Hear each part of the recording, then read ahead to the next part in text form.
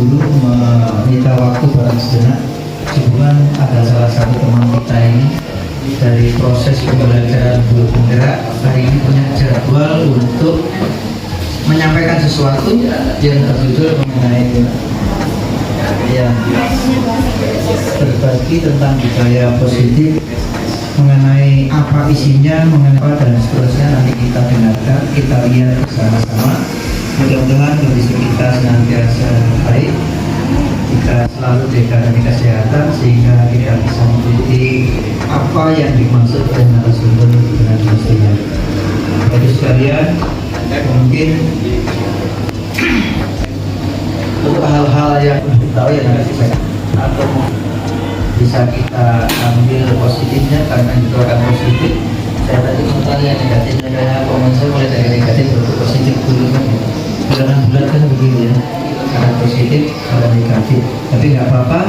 Mungkin itu yang dapat saya sampaikan sebagai pembukaan kegiatan ini. Mudah-mudahan narasumber dan seterusnya nanti bisa menyampaikan apa yang jadi maksud untuk budaya positif, terutama untuk murid yang setelah atau yang sudah melaksanakan atau pernah menggunakan kurikulum merdeka. Mungkin kita tidak sampaikan perhatiannya selanjutnya mohon Ibu narasumber kami sampaikan. Assalamualaikum warahmatullahi wabarakatuh.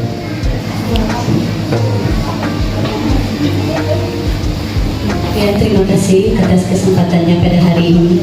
Assalamualaikum warahmatullahi wabarakatuh. Alhamdulillah, mudah-mudahan hari ini kita diberikan kesehatan untuk menjalankan aktivitas kita pada hari ini dari pagi sampai sore. Mungkin Bapak Ibu Guru bertanya, kira-kira ada apa, mengapa kok bisa berkumpul pada hari ini. Nah, hari ini saya ingin mencoba untuk memaparkan suatu modul, yaitu ada modul 1.4 yang mana di situ berkaitan dengan budaya positif. Ya, jadi budaya positif ini yang dilakukan di dalam lingkungan sekolah. Jadi mungkin dari lingkungan sekolah bisa diimbaskan ke lingkungan masyarakat. Jadi di sini mungkin saya berdiri saja supaya lebih leluasa ya Pak Ibu ya. Kalau duduk sepertinya tertekan perut jadinya ya, bibir. Ya, terima kasih Pak. Ya, di sini saya akan mencoba. Nah, di situ ada foto Ki Ageng Dewantara, salam dan bahagia. Mudah-mudahan di ruangan ini kita selalu diberi kesehatan. Ya, kita akan coba aja langsung Bapak Ibu. Apakah makna budaya positif? Memang di sekolah, di lingkungan sekolah sudah menerapkan yang namanya budaya positif. Ya, tidak mungkin di sekolah itu tidak menerapkan budaya positif. Ya, jadi di sini cuma menekankan saja apa itu budaya positif. Apa contoh penerapan positif yang telah kita terapkan? Nah, itu awal dari pertanyaan otomatis buat Bapak Ibu Guru. Ya, apakah makna budaya positif? Oke, budaya positif di sekolah yaitu nilai-nilai dan kebiasaan-kebiasaan di sekolah yang berpihak kepada peserta didik agar mereka dapat berkembang menjadi pribadi yang kritis, penuh hormat dan bertanggung jawab. Itu adalah budaya positif yang terdapat di lingkungan sekolah. Karena sekarang ini kita menggunakan filosofi Ki Hajar Dewantara, yaitu ada 6 pilar. Ya, 6 pilar itu adalah profil pelajar Pancasila. Bapak Ibu sudah tahu ya, profil pelajar Pancasila ya, sudah diterapkan di dalam pembelajaran di sekolah ya Bapak Ibu. Ya, karena kita sudah menggunakan kurikulum merdeka. Jadi itu adalah budaya positif, itu adalah nilai-nilai kebiasaan di sekolah yang berpihak kepada peserta didik agar mereka menjadi pribadi yang kritis, penuh hormat dan bertanggung jawab. Itu adalah budaya positif. Nah, dari sini nanti saya akan mencoba adanya perubahan paradigma dari budaya positif tersebut, ya. Perubahan paradigma dari budaya positif Nah, ada di situ filosofi pendidikan Ki Hajar Dewantara. Yang pertama, Ki Hajar Dewantara mengatakan anak itu bukan tabula rasa. Ya, kadang ada orang yang berkata anak itu lahir dari kertas kosong. Ya, nah padahal anak itu bukan kertas kosong. Ya, mereka pasti sudah memiliki bakat kemampuan sendiri. Ya, karena itu filosofi pendidikan Ki Hajar Dewantara itu mengatakan anak bukan tabula rasa. Yang kedua, semua anak terlahir dengan bakatnya masing-masing. Jadi anak itu terlahir sudah memiliki keunikan, bakat, kemudian apalagi Bapak Ibu? Ya karakter dari dirinya masing-masing ya. Karena anak itu adalah unik. Itu filosofi yang kedua dari Ki Hajar Dewantara. Kemudian budi pekerti, juga anak juga harus memiliki budi pekerti. Kemudian, nah di sini Ki Hajar Dewantara ini memang pendidikan itu berpusat kepada murid, ya, kepada anak, kepada siswa. Tapi kita sebagai guru tugasnya tetap menuntun bakat tersebut agar anak tumbuh dengan selamat dan bahagia. Jadi tetap menuntun anak tersebut, tidak dilepas begitu saja, ya. Karena memang yang tidak mengetahui pasti mengatakan, loh kok ini apa namanya, dan semua berpusat pada murid. Jadi tugas kita apa, gitu ya?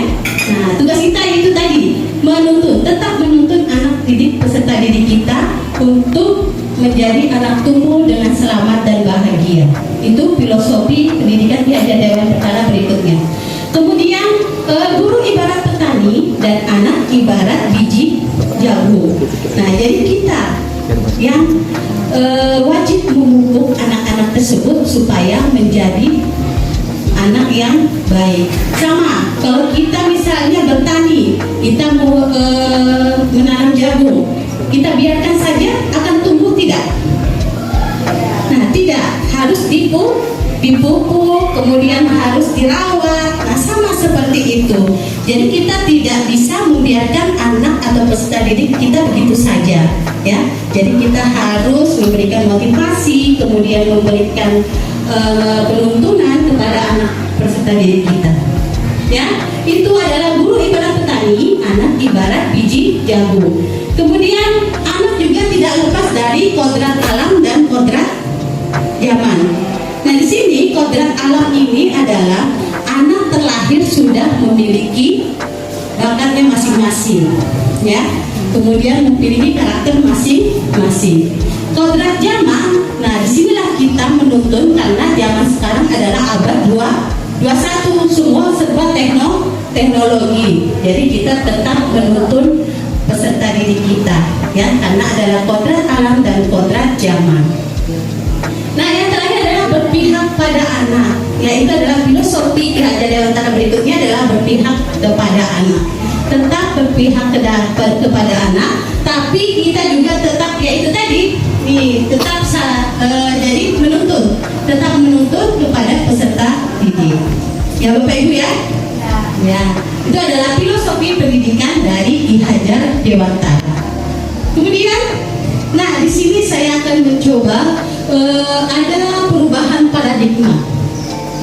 Ya, di situ ada dikatakan untuk membangun budaya yang positif, sekolah perlu menyediakan lingkungan yang positif, aman, nyaman, agar murid-murid mampu berpikir, bertindak dan mencipta dengan merdeka, mandiri dan bertanggung jawab. Ya, jadi sekolah juga harus menyediakan lingkungan yang aman kepada peserta didik. Kemudian lazimnya disiplin dikaitkan dengan kontrol, dalam hal ini kontrol guru dalam menghadapi murid. Nah, jadi nanti yang akan saya bahas itu adalah yang kedua, ya. Lazimnya disiplin dikaitkan dengan kontrol, ya. Dalam hal ini kontrol guru dalam menghadapi murid atau peserta didik, ya. Bapak Ibu ya, saya lanjut ya. Nah, di situ ada dikatakan paparan Dr. William dalam kontrol teori untuk meluruskan miskonsepsi tentang kontrol. Jadi ada kesalahan miskonsepsi tentang kontrol, ya. Yang pertama, ilusi guru mengontrol guru. guru mengontrol murid, ya. Ya, jadi ilusinya seperti itu. Jadi guru itu berpikir, wah saya bisa nih mengontrol murid, ya. Nah, itu nanti akan miskonsepsinya dari itu. Kemudian ilusi bahwa kritik dan membuat orang merasa bersalah dapat menguatkan karakter. Nah, itu juga. Kalau kita membuat anak merasa bersalah, oh anak ini pasti akan merasa merasa bersalah nih karena saya sudah mengatakan ini, ya. Nah, itu juga miskonsepsi. Kemudian ilusi bahwa semua penguatan positif efektif dan bermanfaat, ya. Dan terakhir, ilusi bahwa orang dewasa memiliki hak untuk memaksa. Nah, jadi di sini juga dikatakan, karena saya dewasa, saya bisa memaksa dia untuk mengikuti kemauan saya. Ya, jadi ilusi-ilusi ini yang terjadi dari miskonsepsi tentang kontrolnya teori kontrol tersebut. Ya, lanjut Bapak Ibu ya. Oke, nah di sini ada perubahan paradigma, kemudian ada stimulus responnya tentang teori kontrol. Bisakah kita mengontrol seseorang, Bapak Ibu? Bisa? Bisa kita mengontrol seseorang? Ya, ada yang bisa, ada yang ada kadang bisa, kadang tidak. Nah, di sini ada di sini stimulus respon. Kita mencoba mengubah orang agar berpandangan sama dengan kita. Ya, kemudian teori kontrolnya kita berusaha memahami pandangan orang lain tentang dunia. Nah, di sini stimulusnya yang ini teorinya kita berusaha memahami pandangan orang lain tentang dunia. Kemudian perilaku buruk dilihat sebagai suatu kesalahan. Kadang kita misalnya dia melakukan perilaku yang tidak baik, nah kita sudah menganggap dia sudah melakukan kesalahan. Padahal sebenarnya di teori kontrol itu semua perilaku itu pasti memiliki tujuan. Jadi mungkin anak tersebut melakukan perilaku itu pasti ada sesuatu hal. Kira-kira mengapa dia seperti itu, ya? Nah, kalau misalnya di stimulus, pasti kita sudah menganggap, wah ini kesalahan ini, ya. Nah, sebenarnya kalau teori kontrol kita lihat perilaku itu pasti ada tujuannya. Mengapa anak itu bisa seperti itu? Kemudian orang lain bisa mengontrol saya, bisa tidak? Kita orang lain mengontrol diri kita, bisa tidak? Ya? Bisa iya, bisa tidak. Kamu harus ini, kamu harus itu. Iya, bisa iya, bisa tidak. Nah, itu ya stimulusnya seperti itu.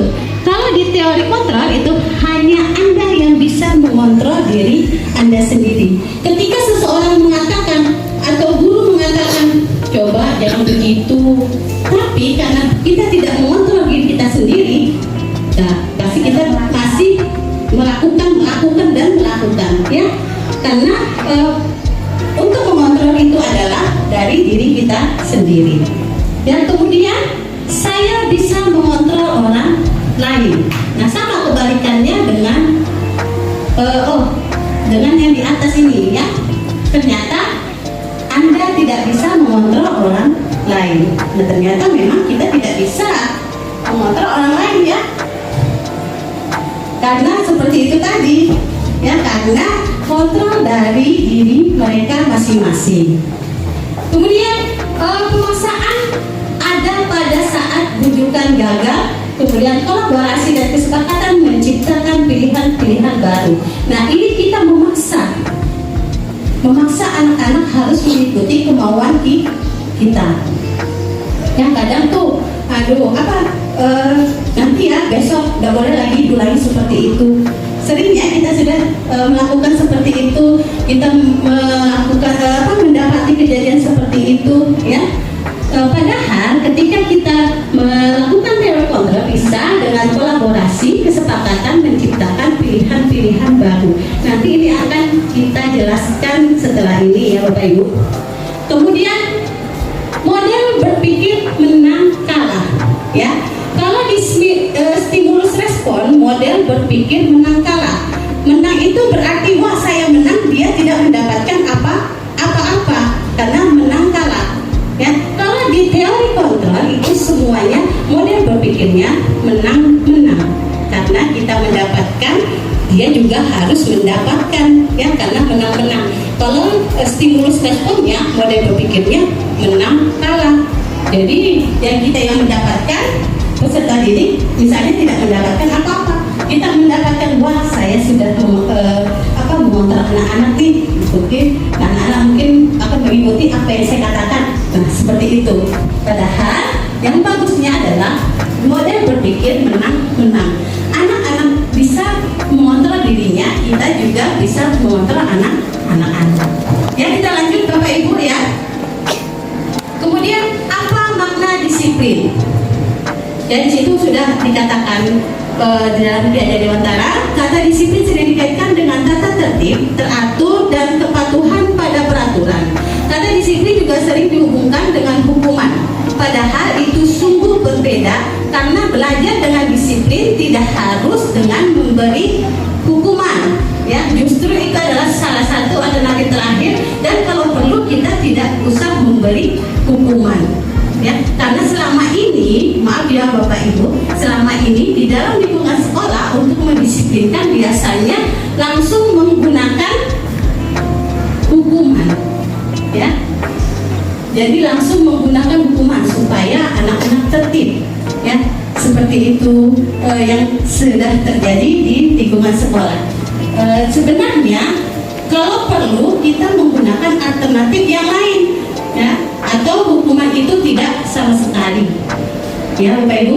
Kemudian Piagam Dewantara mengatakan bahwa mencapai kemerdekaan atau dalam konteks pendidikan kita saat ini, dan untuk menciptakan murid yang merdeka, syarat utamanya adalah harus ada disiplin yang kuat. Disiplin yang dimaksud adalah disiplin diri yang memiliki motivasi internal. Jika kita tidak memiliki motivasi internal, maka kita memerlukan pihak lain untuk mendisiplinkan kita.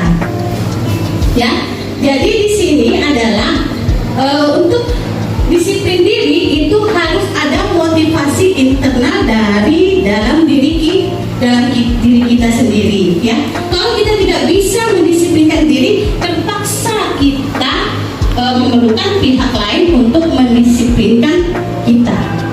Ya, itu maksud dari pernyataan Ki Hajar Dewantara tentang disiplin.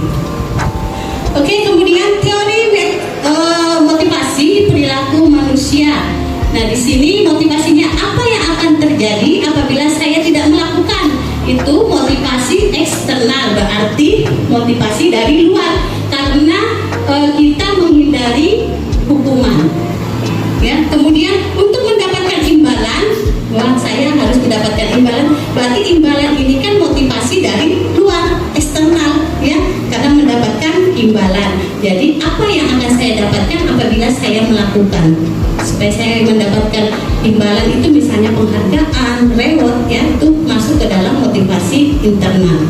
Kemudian untuk menghargai diri sendiri, menjadi insan sesuai harapan kita, nah ini baru masuk ke motivasi dalam diri kita, tujuan disiplin dalam hidup atau dalam diri kita, supaya kita menjadi apa? Menghargai diri sendiri. Sudah tidak Bapak Ibu menghargai diri sendiri? Sudah tidak berterima kasih dengan diri sendiri? Tidak. Sudah? Yang selama ini berteman, menemani kita bekerja? Sering. Sebagian? Nah, Ya. kasih penghargaan dong Pak untuk diri kita sendiri Pak. Ya. Nah, ini ada dari lingkaran kecil. Ini dari yang kecil itu kita bisa melakukan disiplin itu dari peraturan kelas. Kita bisa mulai dari situ ya Pak Ibu. Kita bisa dari kelas kita sendiri, kemudian kita bisa naik ke keyakinan kelas. Peraturan kelas itu tidak usah dibikin banyak-banyak Bapak Ibu supaya tidak lupa anak murid, ya, atau peserta didik. Jadi yang mereka bisa ingat saja dan yang penting saja. Kemudian kita bisa membuat keyakinan kelas di dalam kelas. Misalnya keyakinan kelas, misalnya harus datang tepat waktu. Nah itu sudah masuk ke dalam keyakinan kelas. Nanti baru ke lingkungan, jadilah dia ke lingkungan positif, dan ke besarnya adalah budaya positif yang ada di lingkungan sekolah. Ya, mudah-mudahan nanti anak-anak kita bisa melakukan prinsip di sekolah maupun di luar sekolah. Ya, keyakinan kelas, kemudian hukuman dan penghargaan, ya. Mengapa tidak peraturan saja? Mengapa harus keyakinan kelas, ya? Nah, untuk mendukung motivasi interaksi kembali ke nilai-nilai keyakinan lebih menggerakkan seseorang dibandingkan mengikuti serangkaian peraturan-peraturan. Nah, peraturan ini kita bisa mulai dari membuat keyakinan kelas, Bapak Ibu. Jadi kita buat dulu keyakinan kelas. Nah, setelah menjadi keyakinan kelas itu kan otomatis menjadi peraturan, ya Bapak Ibu ya. Keyakinan kelas itu nanti otomatis menjadi peraturan. Nah, itulah kita buat dulu keyakinan kelas di dalam kelas kita sendiri, ya. Tidak perlu banyak-banyak yang tadi saya bilang, ya Bapak Ibu. Nah, keyakinan kelas adalah nilai-nilai kebajikan atau prinsip universal yang disepakati bersama secara universal lepas dari latar belakang suku, negara, bangsa, dan agama. Jadi kita buat keyakinan kelas ini tidak memandang suku, budaya, ya, pokoknya semua rata, ya. Jadi seperti tadi, misalnya dia jangan anak anggota dewan lambat datang, nah bisa melanggar peraturan, ya tidak. Nah, jadi ini tidak memandang latar belakang suku, negara, bahasa, dan agama, ya. Ini suatu keyakinan akan lebih memotivasi seorang dalam diri. Seseorang akan lebih bersemangat untuk menjalankan keyakinannya daripada hanya sekedar mengikuti serangkaian peraturan. Kadang peraturan banyak banget, ya Bapak Ibu ya. Nah, jadi mungkin untuk membuat keyakinan peraturan, keyakinan kelas lah dulu kita buat. Tidak usah banyak-banyak Bapak Ibu, yang penting yang intinya saja. Nah, pembentukan keyakinan kelas bersifat abstrak dari peraturan yang lebih rinci. Kemudian keyakinan kelas berupa pernyataan-pernyataan yang universal. Kemudian pernyataan keyakinan kelas senantiasa dibuat dalam bentuk positif, ya. Keyakinan kelas hendaknya tidak terlalu banyak. Nah, ini tadi seperti tadi saya bilang, sehingga mudah diingat dan dipahami. Kemudian semua warga kelas sebaiknya ikut berkontribusi dalam membuat kegiatan kelas lewat curah pendapat, ya. Kemudian bersedia meninjau kembali keyakinan kelas dari waktu ke waktu. Jadi ketika kita membuat keyakinan kelas, jadi harus ada kesepakatan antara peserta didik. Ya, sama seperti kita membentuk ketua kelas, ya. Jadi ketua kelasnya siapa? Wakil ketua kelasnya siapa? Jadi kita membuat keyakinan kelas seperti itu juga. Kita sepakati apa saja yang menjadi peraturan atau keyakinan kelas yang perlu kita lakukan dengan penuh tanggung jawab, ya. Karena ketika kita membuat keyakinan kelas itu sudah harus dilaksanakan dengan penuh tanggung jawab, ya Pak Ibu. Kemudian di situ ada peraturan, selalu kembalikan buku ke tempatnya, itu menjadi tanggung jawab, ya. Kemudian dilarang mengganggu orang lain, berarti kita menghormati orang lain dan diri sendiri, ya, karena kita tidak mengganggu orang lain. Kemudian peraturannya hadir di sekolah 15 menit sebelum pembelajaran dimulai, berarti keyakinan kelasnya adalah menghormati orang lain, komitmen pada tujuan, ya. Itu kalau komitmennya kita harus 15 menit di sekolah, berarti itu sudah masuk ke dalam komitmen. Kemudian dilarang melakukan kekerasan, berarti keyakinan kelasnya adalah keselamatan dan menghormati orang lain. Kemudian dilarang menggunakan narkoba, ya. Nilai kebajikannya adalah kesehatan, ya. Nah, ini lagi bergantian atau menunggu giliran, ya, menghormati orang lain dan kesabaran. Itu kebajikan dari peraturan ini tadi. Gunakan masker, kebajikannya adalah kesehatan dan keselamatan. Jangan berlari di kelas atau koridor, karena nanti kalau anak-anak kecil bisa jatuh, ya. Jadi itu adalah keselamatan dan keamanan. Nah, ini adalah peraturan dan kebajikan, nilai kebajikan yang akan kita tuju. Ya, lanjut Bapak Ibu, ya. Lanjut. Capek? Lanjut. Lanjut. Nah, ini dihukum oleh penghargaan, pengaruh jangka pendek dan jangka panjang. Penghargaan menghukum, penghargaan mengurangi ketepatan, penghargaan tidak efektif, penghargaan merusak hubungan ya. Ini adalah dihukum oleh penghargaan. Kita kan tidak tahu ya Bapak Ibu, manusia kan memiliki pikiran yang berbeda-beda ya. Tidak bisa kita samakan dengan pikiran kita. Misalnya contoh kecil aja, misalnya penghargaan merusak hubungan contohnya. Nah, misalnya dia ini sahabat berdua, ternyata temannya memiliki ranking satu. Nah, dia adalah tidak mendapatkan ranking. Jadi yang ranking satu ini mendapatkan penghargaan. Nah, akhirnya dia kecewa yang tidak mendapatkan tidak mendapatkan ranking ini. Nah, akhirnya merusaklah hubungan sahabatannya itu. Kan kita tidak tahu ya Bapak Ibu ya. Mungkin kalau sebagian malah senang, juara satu memang harus mendapatkan penghargaan ya. Nah, tapi mungkin ada yang masuk dalam sini, yaitu tadi penghargaan merusak hubungan. Itu kita pikirkan juga ke depannya ya Bapak Ibu. Oke. Kemudian perbedaan hukuman dan konsekuensi.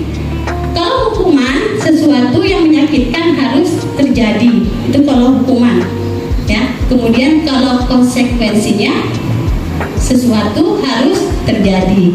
Membuat anak sakit itu hukuman, itu bisa dari fisik, kemudian hatinya bisa jangka panjang ya. Misalnya kalau hukuman misalnya dia buat kesalahan, terus dia di omelin terus jadi dia memiliki sakit hati ya, untuk jangka lama ingat terus sama anak tersebut. Nah, kalau konsekuensi membuat anak merasa tidak nyaman saja, tapi dari jangka waktu pendek. Setelah dia sudah melakukan kewajibannya sudah hilang ya, itu namanya konsekuensi. Anak membenci kedisiplinan, anak menghargai disiplin. Kalau ini hukuman adalah paksaan, ini stimulus supaya dia tidak mengulangi perbuatannya lagi. Ini mendorong anak menyakiti dirinya sendiri. Kalau ini mendorong anak agar mudah menyesuaikan diri. Konsep dirinya yang buruk, konsep diri yang baik. Kemudian kalau hukuman, anak belajar untuk menyembunyikan kesalahan ya. Kadang biasa kita lihat tuh anak-anak padahal bersalah, tapi dia tidak mau mengungkapkan, disembunyikannya kesalahannya. Kalau konsekuensi adalah anak belajar untuk mematuhi peraturan ya. Ketika dia melakukan kesalahan, dia tidak mau melakukan lagi karena sudah takut ya. Itu adalah tindakan guru, kemudian di sampingnya adalah hukuman atau konsekuensi. Nah, kalau kita melihat di situ, mencatat 100 kali di dalam buku kalimat, saya tidak akan terlambat lagi karena karena terlambat ke sekolah. Itu kira-kira menurut Bapak Ibu itu adalah hukuman atau konsekuensi? Kira-kira apa? Ibu apa? Hukumannya Ibu? Hukuman karena itu memberatkan buat anak. 100 kali menulis di buku itu termasuk berat, jadi itu saya rasa adalah hukuman ya. Di situ adalah mencatat 100 kali di dalam kalimat, saya tidak akan terlambat karena terlambat ke sekolah. Nanti kita akan lihat itu apakah hukuman atau konsekuensi. Ya, kenapa Bapak kalau konsekuensi? Konsekuensi karena alasannya tidak memberikan hukuman fisik atau efek yang panjang. Jadi ini termasuk pada jangka pendek, efek yang jangka pendek, sehingga siswa tidak akan mengingat hal itu sampai mungkin dalam jangka bertahun-tahun. Ya, terima kasih Pak Darmadi dan Bu Iin. Itu ada 2 jawaban atau 2 opsi ya. Nanti kita akan lihat hasilnya. Kemudian lari mengelilingi lapangan basket 2 kali karena terlambat hadir di sekolah. Itu masuk? Ya, bisa ya. Kemudian murid diminta untuk push up 15 kali karena tidak menggunakan masker. Nah, mengganti kertas tugas teman yang telah dicoret-coret. Kemudian membersihkan tumpahan air di meja tulis karena tersenggol pada saat belajar. Nah, itu ada hukuman dan konsekuensi ya. Ya, Bapak Ibu memilih konsekuensi. Kemudian meminta murid tidak mengenakan sepatu seharian di sekolah karena tidak mengenakan sepatu hitam.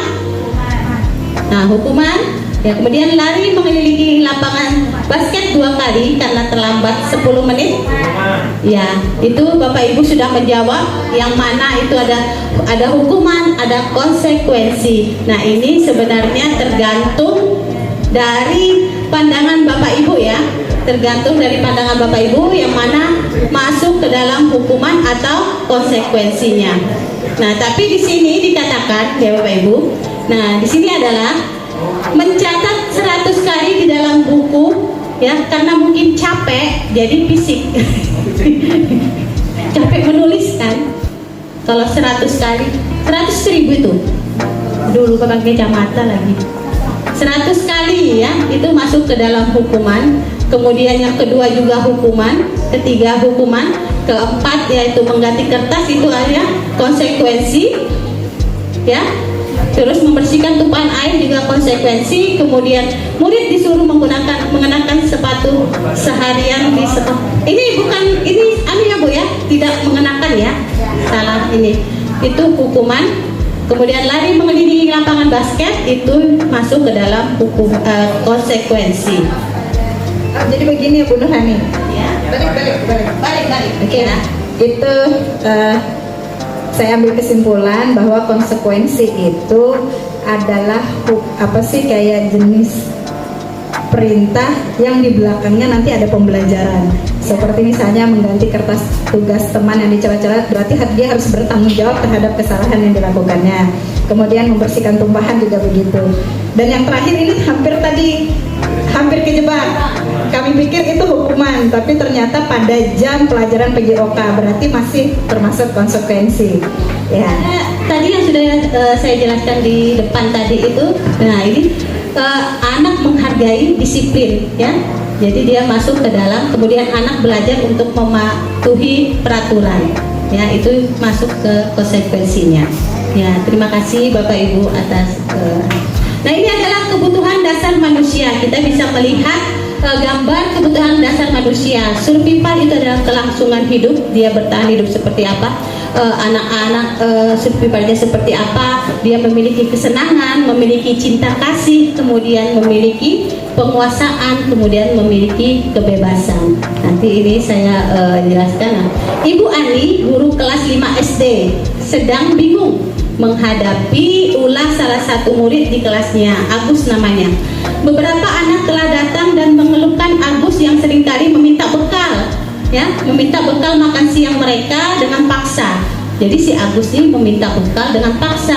Jika Anda menghadapi situasi seperti Ibu Ani, apa yang akan Anda lakukan menurut Anda? Kira-kira apa alasan Agus melakukan itu? Nah, ini nanti akan bersangkut paut dengan apa tadi? Survival, kemudian apa itu? Ya, kasih sayang, kemudian itu nanti masuk ke situ.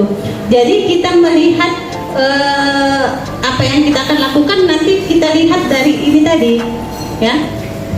Nah, dalam konteks penerapan disiplin positif, nah sebaiknya Ibu Ani mencari tahu dulu alasan Agus mengapa melakukan tindakan seperti itu. Ya, jadi kita tidak bisa langsung memarahi Agus, kenapa sih kok ngambil bekal terus? Ya, biasa seperti itu. Jadi kita harus mencari tahu terlebih dahulu. Apabila jawaban Agus karena ia lapar, berarti kebutuhannya adalah bertahan hidup. Berarti dia ada di tengah ini, survival. Ya, dia ingin bertahan hidup karena dia lapar. Kalau jawabannya Agus seperti itu. Kalau jawabannya Agus, ia senang temannya, ya, senang ganggu, berarti dia ingin anaknya ya diperhatikan oleh temannya, cari perhatian.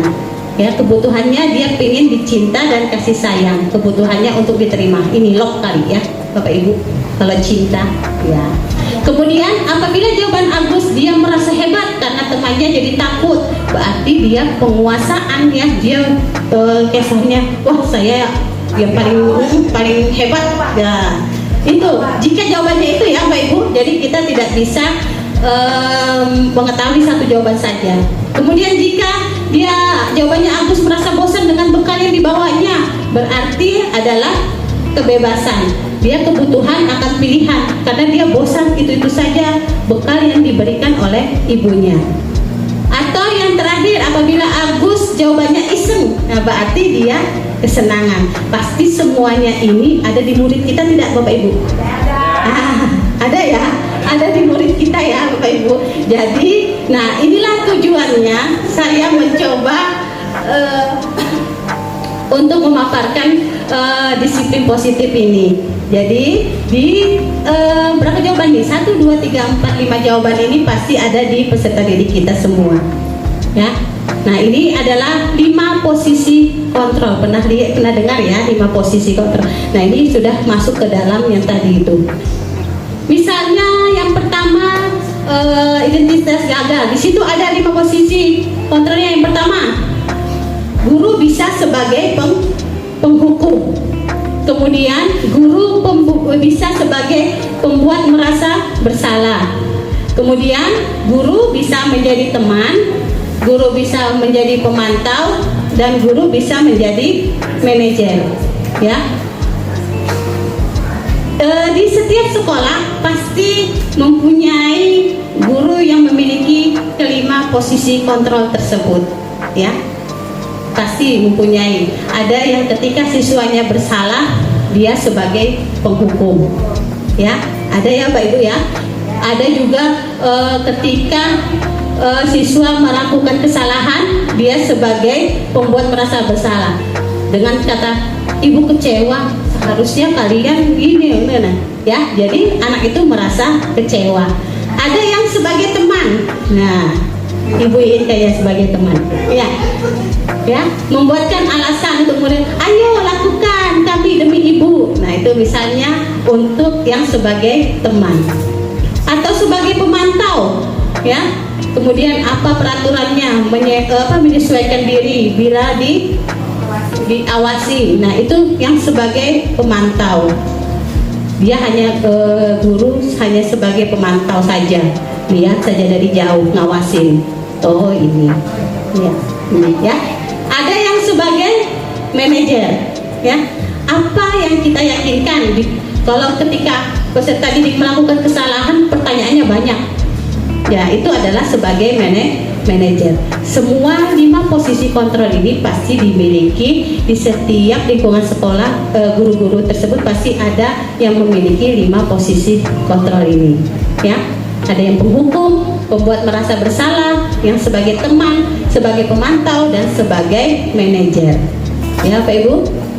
Nah ini hasil akhir dari budaya positif itu, atau ketika kita ingin menghukum anak-anak itu ada yang dikatakan restitusi. Restitusi adalah proses menciptakan kondisi bagi murid untuk memperbaiki kesalahan mereka sehingga mereka bisa kembali pada kelompok mereka dengan karakter yang lebih kuat. Ya, itu yang dikatakan restitusi. 9 ciri-ciri restitusi bisa Bapak Ibu lihat. Yang pertama, bukan untuk menebus kesalahan, namun untuk belajar dari kesalahan. Jadi bukan untuk menebus kesalahan. Jadi ketika kita melakukan kesalahan ternyata itu tidak baik, berarti kita bisa belajar dari kesalahan tersebut. Kemudian memperbaiki hubungan, kemudian tawaran bukan paksaan. Kemudian restitusi menuntut untuk melihat ke dalam diri. Restitusi mencari kebutuhan dasar yang mendasari tindakan.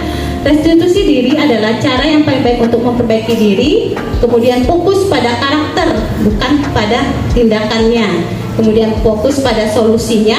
Kemudian mengembalikan murid yang berbuat salah pada kelompoknya. Jadi ketika peserta didik melakukan kesalahan, kita tidak bisa langsung menghukum. Makanya ada yang dinamakan adalah segitiga restitusi. Nah, segitiga restitusi inilah yang kita harus lakukan terlebih dahulu ketika ingin berhadapan dengan siswa yang melakukan kesalahan. Ya, jadi tidak langsung dihukum. Kita yang pertama tanya dulu, validasi tindakan yang salahnya. Kira-kira mengapa? Ini, mengapa kamu melakukan hal itu? Mengapa kamu melakukan kesalahan itu? Ya. Kadang kita sudah terlewatkan, ya. Yang pertanyaan ini kita terlewatkan. Ya, karena sudah emosi langsung deh. Ya. Nah, ya, kadang kita terlewatkan. Kita tanya nilai dulu, ya. Kamu tentu punya alasan mengapa melakukan itu. Kemudian adakah cara yang lebih efektif untuk mendapatkan apa yang kamu butuhkan? Ya, misalnya dia seperti Agus tadi suka mengganggu temannya, bekalnya suka diambil. Nah, kira-kira ada cara lain tidak supaya dia tidak mengganggu temannya? Ya, seperti itu. Kemudian ketika validasi tindakan yang salah, ya, masuk ke menstabilitaskan identitasnya, ya. Setiap orang pasti pernah melakukan kesalahan. Kemudian kamu bukan satu-satunya yang pernah melakukan ini, ya. Ketika menstabilitaskan identitas, kita beritahu kepada peserta didik kita bahwa memang bukan kamu saja yang pernah melakukan kesalahan tersebut, ya. Kamu bukan satu-satunya pernah melakukan ini. Tapi ketika kita melakukan ini, kita kaji lagi dengan keyakinan yang pernah kita buat, ya. Kita kaji lagi nilai-nilai apa yang telah kita sepakati.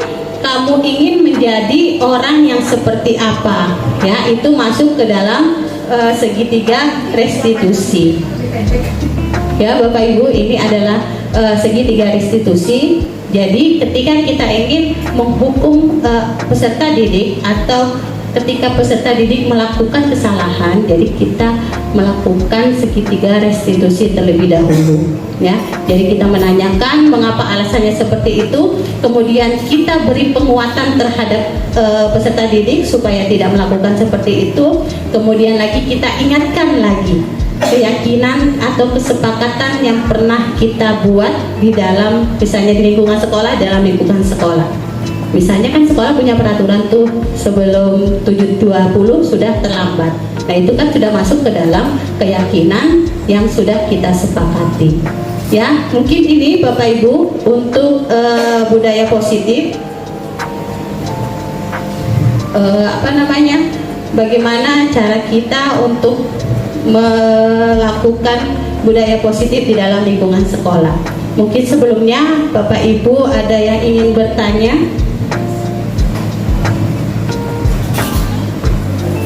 Bu Murhani. Ya. Jadi Ya, silakan Bu. apakah sekarang masih bisa dipakai punishment and reward itu? Itu pertanyaan pertama. Kemudian yang kedua, fungsi guru yang paling bagus dalam meningkatkan budaya positif itu apa menurut Ibu? Terima kasih.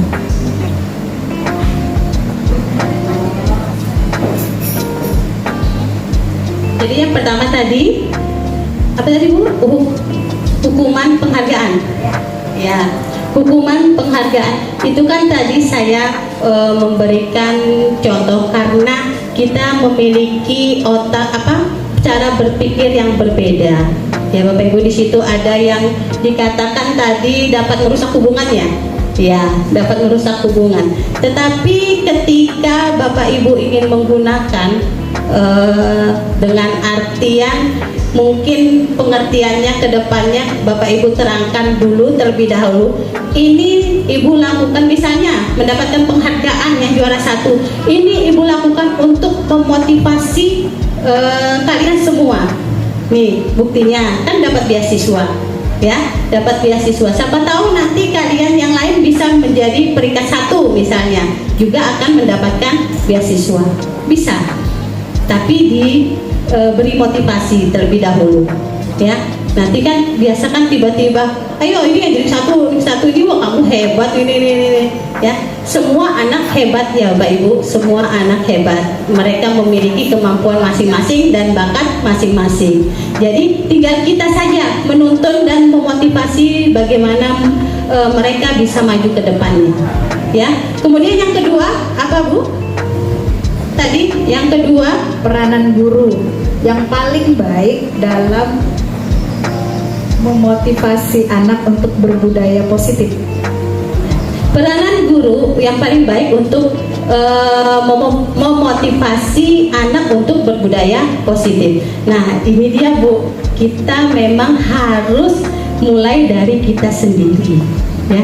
Kita dulu melihatkan kepada anak-anak, ya, bagaimana cara hormat kepada yang lebih tua, bagaimana kita misalnya ada sampah di depan kita yang ngambil, tidak perlulah misalnya, nah ambil itu nak, ya, kita lihat, kita contohkan kepada peserta didik kita.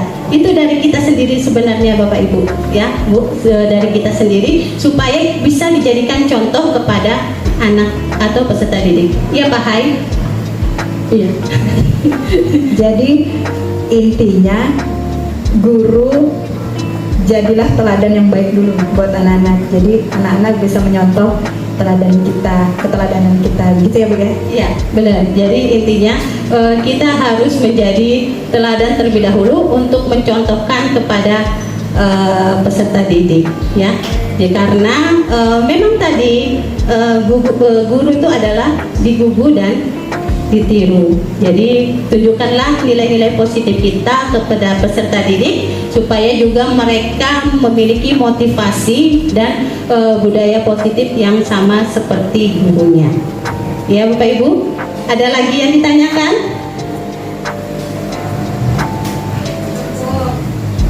Ya mungkin sampai sekian dulu untuk materi budaya positif yang saya sampaikan kepada Bapak Ibu. Mudah-mudahan nanti bisa diterapkan di dalam lingkungan sekolah kita, biarpun dari yang terkecil dulu ya Bapak Ibu, dari dalam kelas terlebih dahulu tidak apa-apa, dari kelas dulu kemudian ke kelas-kelas yang lain, akhirnya bisa di dalam lingkungan sekolah. Mungkin saya akhiri, terima kasih atas perhatian Bapak Ibu guru yang sudah meluangkan waktunya untuk mendengarkan bagaimana budaya positif tersebut. Saya akhiri, wabillahi taufiq wal hidayah. Assalamualaikum warahmatullahi wabarakatuh.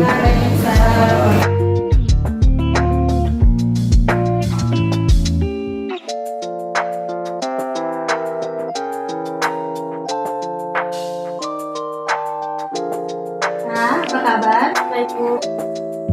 Nesa, tadi itu Ibu mendapatkan laporan kalau Nesa tidak mengerjakan tugas matematika. Benar tidak? Iya Bu. Nah, kenapa? Kok bisa lupa? Nesa kemana?